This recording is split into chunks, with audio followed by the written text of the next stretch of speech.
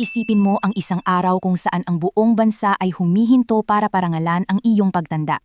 Suot ang pinakamagara mong damit kasama ang iyong mga kababata. Ito ang diwa ng Seijin Shiki sa Japan, isang makulay at makasaysayang seremonya na nagmamarka ng formal na pagtawid ng mga kabataan mula sa pagiging bata patungo sa pagiging ganap na responsableng adulto.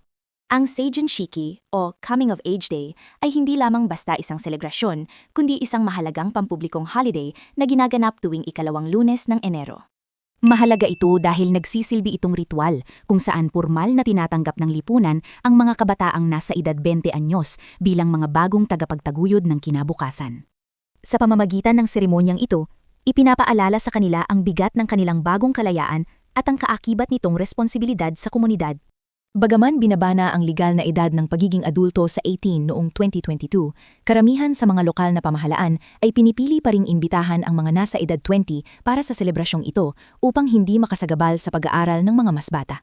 Makikita ang yaman ng tradisyong ito sa kanilang pananamit at mga aktibidad. Ang mga kababaihan ay nagsusuot ng furisode, isang espesyal at napakamahal na kimono na may mahabang manggas na sumisimbolo ng pagiging dalaga, habang ang mga kalalakihan naman ay karaniwang nakasuot o kaya ay tradisyonal na hakama.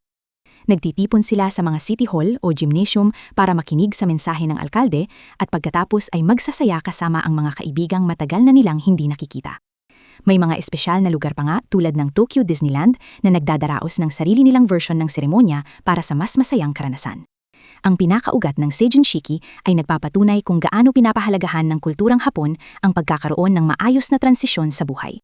Mula pa sa sinaunang ritual na genpuku ng mga samurai, ang konseptong ito ay nagbago ngunit nanatili ang puso ng selebrasyon, ang pagkilala sa kakayahan ng kabataan.